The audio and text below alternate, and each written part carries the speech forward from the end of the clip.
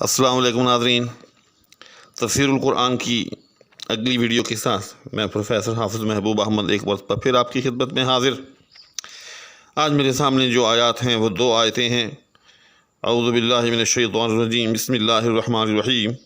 یا بنی اسرائیل اذکروا نعمتی التی انعمت علیکم وانی فضلتکم علی العالمین واتقوا یوما لا تجزی نفس عن نفس شیئا ولا يقبل منها عدل ولا تنفعها شفاعة ولا هم ينصرون۔ صدق اللہ مولانا العظیم والحمد للہ رب العالمین۔ آپ نے محسوس کیا ہوگا کہ سورہ بقرہ کے اندر جا بجا جو ہے وہ بنی اسرائیل کا تذکرہ آ رہا ہے۔ یہی آیت جو ہے اس سے پہلے بھی گزر گئی ہے، اور جو دوسری آیت ہے واتقوا یوما لا تجزی والی، یہ بھی تھوڑے سے فرق کے ساتھ اس سے پہلے بھی گزر گئی ہے۔ چنانچہ یہ بنی اسرائیل کا اس تکرار کے ساتھ سورہ بقرہ کے اندر بطور خاص اور باقی قرآن کریم کے اندر بالعموم تذکرہ کیوں ہے؟ اس کی وجہ یہ ہے کہ یہ بنی اسرائیل جو تھے یہ اہل کتاب تھے، اور یہ اپنے آپ کو پڑھا لکھا کہتے تھے، اور اس میں کوئی شک بھی نہیں کہ یہ چونکہ صاحب تورات تھے تو مشرکین مکہ جو تھے وہ ان کی طرف مذہبی معاملات میں رجوع کرتے تھے، ان سے پوچھتے تھے۔ تو یہ کیا کرتے تھے؟ یہ بجائے اس کے کہ ان کو درست راستہ دکھاتے، ان کو کہتے کہ یہ وہی پیغمبر ہے کہ جس کی پیشن گوئیاں تورات کے اندر موجود تھیں، کیونکہ قرآن کریم کے اندر ہے کہ الذین آتیناہم الکتاب یعرفونہ کما یعرفون ابناءہم، کہ یہ جو اہل کتاب ہیں یہ تو پیغمبر کو نشانیوں کی روشنی میں ایسے پہچانتے ہیں جس طرح سے لوگ اپنی اولاد کو پہچانتے ہیں۔ تو چاہیے تو یہ تھا کہ یہ ان مشرکین مکہ کی رہنمائی کرتے، لیکن یہ کیا کرتے تھے؟ یہ الٹا جو ہے ان کو گمراہ کرتے تھے۔ حتیٰ کہ مشرکین مکہ نے جب ان سے پوچھا کہ تمہارے نزدیک کیا ہم حق پر ہیں یا یہ مسلمان، تو انہوں نے کہا کہ تم حق پر ہو۔ اندازہ لگائیں کہ کس قدر جو ہے علمی بددیانتی کی ایک طرف جو ہے مسلمان ہیں جو آسمانی دین کو ماننے والے ہیں، جبکہ دوسری طرف جو ہیں وہ بت پرست ہیں، مشرکین ہیں۔ یہ ان کو کہہ رہے ہیں کہ تم جو ہے وہ درست راستے پر ہو۔ تو اس لیے اللہ تعالیٰ نے بطور خاص جو ہے وہ بنی اسرائیل کی ہدایت کے لیے، بنی اسرائیل کو راہ راست پر لانے کے لیے قرآن کریم کے اندر متعدد مقامات پر متعدد بار جو ہے ان کا تذکرہ کیا۔ پھر چونکہ یہ لوگ جد الانبیاء حضرت ابراہیم علیہ السلام کی نسل میں سے تھے، اور انبیاء کا ایک بڑا حصہ، انبیاء کی ایک بڑی تعداد جو ہے وہ حضرت ابراہیم علیہ السلام کی نسل میں آئی۔ حتیٰ کہ بعد ازاں دنیا کے جو 3 بڑے مذاہب ہیں، یعنی یہودیت اور عیسائیت اور اسلام، ان تینوں کا تعلق جو ہے وہ حضرت ابراہیم علیہ السلام کی ہی نسل سے ہے۔ تو ان کا گمراہ ہونا، ان کا راہ سے ہٹنا، یہ ایک یوں سمجھ لیں کہ ایک بہت بڑا سانحہ تھا۔ اس لیے اللہ جل شانہ نے بنی اسرائیل کا قرآن کریم کے اندر بار بار تذکرہ کیا اور ان کو راہ راست پر لانے کی کوشش کی۔ چنانچہ اللہ جل شانہ نے فرمایا کہ اے بنی اسرائیل، تم اپنے اوپر ہونے والے میرے انعامات یاد کرو۔ چنانچہ ان کا تذکرہ جو ہے وہ تفصیل کے ساتھ پہلے گزر چکا ہے، اور میں بڑی تفصیل کے ساتھ اپنے مقام پر اس کو بیان بھی کر چکا ہوں۔ ان انعامات کو دوبارہ دہرا دیتا ہوں کہ یہ وہی بنی اسرائیل ہیں کہ جب سمندر میں غرق ہونے لگے تو اللہ تعالیٰ نے ان کے لیے جو ہے وہ سمندر پھاڑ دیا، حتیٰ کہ فرعون کو ڈبو دیا۔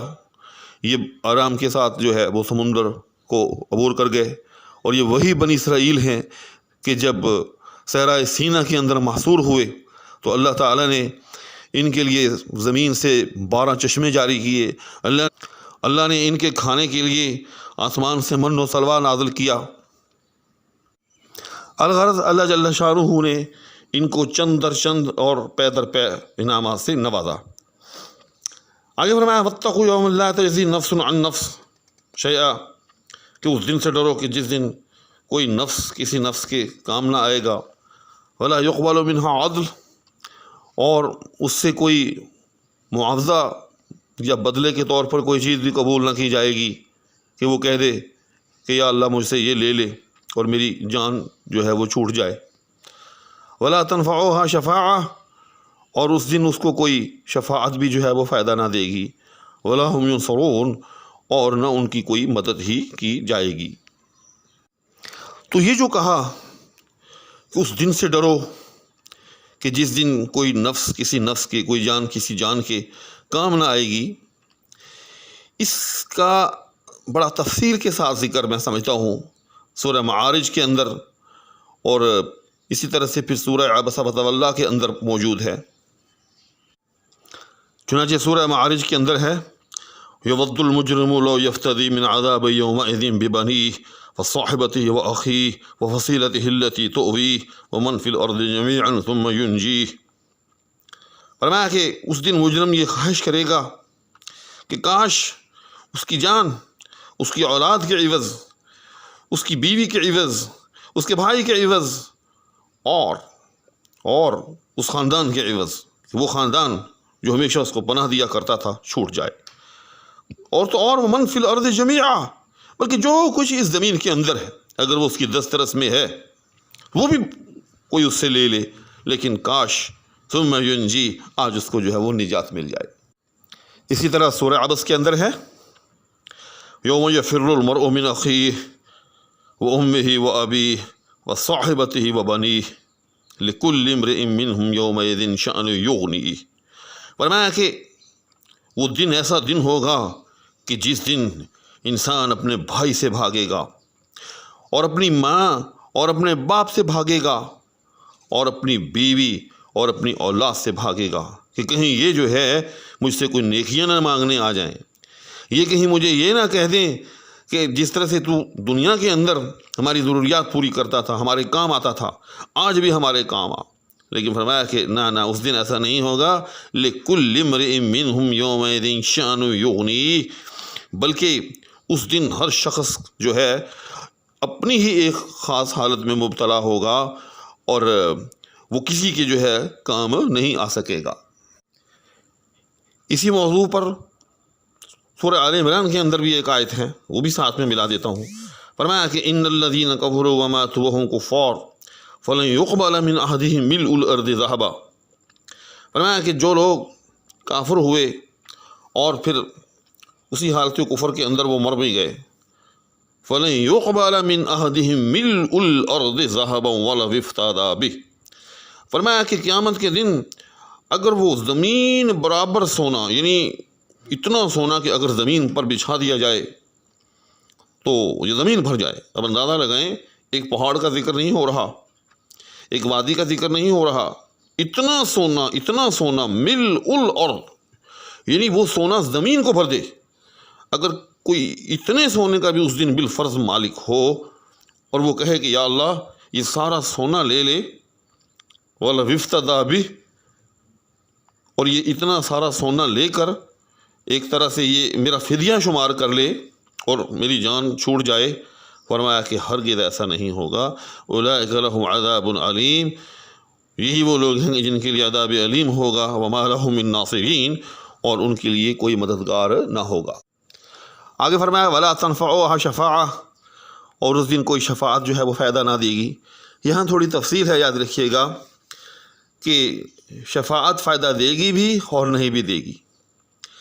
فائدہ دے گی ایمان والوں کو، جی ہاں، جو لوگ دنیا سے لا الہ الا اللہ محمد رسول اللہ کا اقرار کر کے گئے، ان کے حق میں حضور اکرم صلی اللہ علیہ وسلم شفاعت فرمائیں گے۔